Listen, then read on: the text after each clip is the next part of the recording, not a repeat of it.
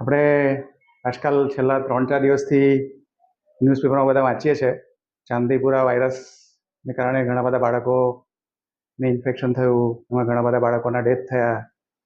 હવે આપણે જાણવું જોઈએ કે ખરેખર ચાંદીપુરા વાયરસ શું છે, એની બીમારી શું છે, અને અહીંયા આગળ સાઉથ ગુજરાતમાં એની અસર છે કે નહીં. બેઝિકલી ચાંદીપુરા વાયરસ છે તે એક પ્રકારનો વાયરસ જ છે, પણ સૌથી પહેલાં એની જે બીમારી હતી તે મહારાષ્ટ્રના નાસિક જિલ્લાની અંદર જે ચાંદીપુરા નામનું ગામ છે ત્યાં સૌથી પહેલો એનો કેસ ડિટેક્ટ થયેલો, અને એમાંથી જે વાયરસ ડિટેક્ટ થયો એને લોકોએ ચાંદીપુરા નામ આપ્યું.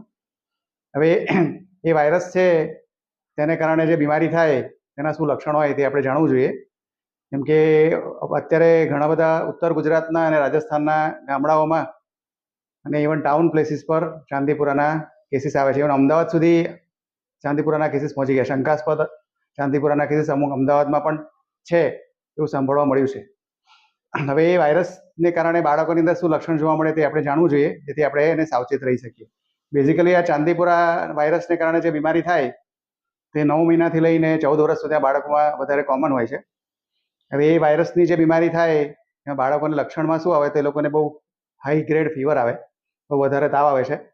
તાવની જોડે એ લોકોને માથું દુખે, વોમિટિંગ થાય, ડાયરિયા, લૂઝ મોશન, ઝાડા થાય, ઉલટી, ઝાડા અને તાવ આવે. અને પછી બાળક 48 કલાકમાં એ તાવને કારણે, ઝાડા ઉલટીને કારણે પ્લસ એ વાયરસની મગજ પર જે અસર થાય જેને અમારી ભાષામાં એન્સેફલાઇટિસ કહેવાય, તે વાયરસની બાળકના મગજ પર અસર થાય એને કારણે બાળકોને ખેંચ આવવાનું ચાલુ થઈ જાય.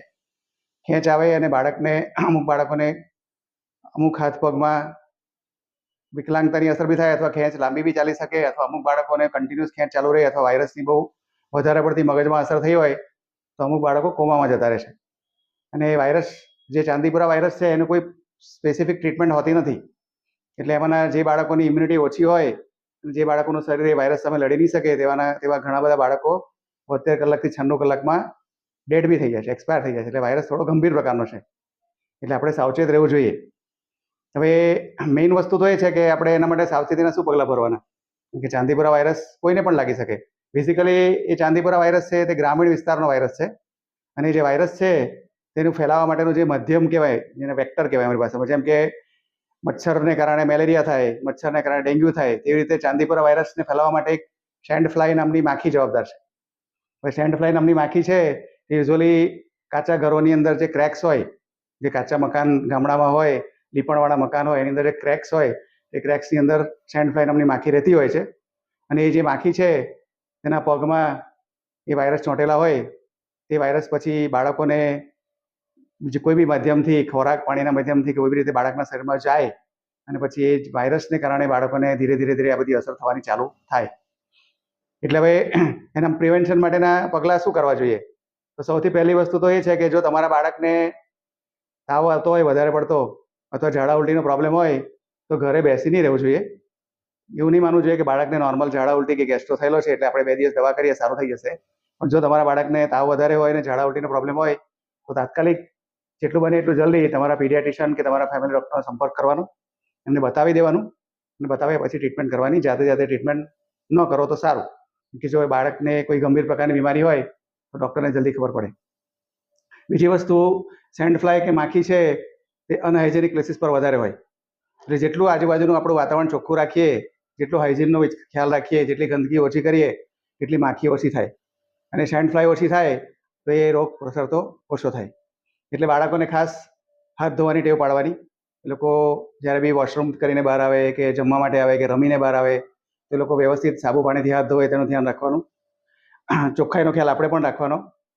અને બીજું કે બાળકોને પૂરતા પ્રમાણમાં, જેટલા બને એટલા પ્રમાણમાં ફ્રૂટ્સ, વેજીટેબલ્સ બરાબર આપો.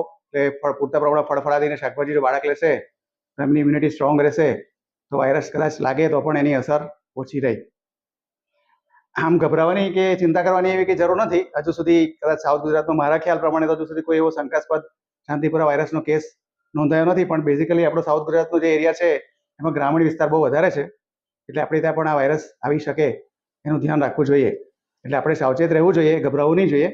અને જ્યારે બી તાવ આવે બાળકને, તો તાવને આપણે હળવાશથી લઈને વાયરલ ફીવર છે એમ કરીને જાતે ટ્રીટમેન્ટ નહીં આપવું જોઈએ. અને જ્યારે બી તાવ આવે ત્યારે આપણે પોતાના ફેમિલી ડૉક્ટર કે પીડિયાટ્રિશિયનનો સંપર્ક કરી અને તાવની ટ્રીટમેન્ટ કરવી જોઈએ. અને જરાક બી ડાઉટ લાગે કે માથું દુખે છે, ઝાડા ઉલટી વધારે થાય છે, બાળક થોડું ઊંઘ્યા કરે છે, તો તરત જ બાળકને ડૉક્ટરને બતાવીને જે બી ટ્રીટમેન્ટ ડૉક્ટર સજેસ્ટ કરે તે ટ્રીટમેન્ટ ચાલુ કરવી જોઈએ.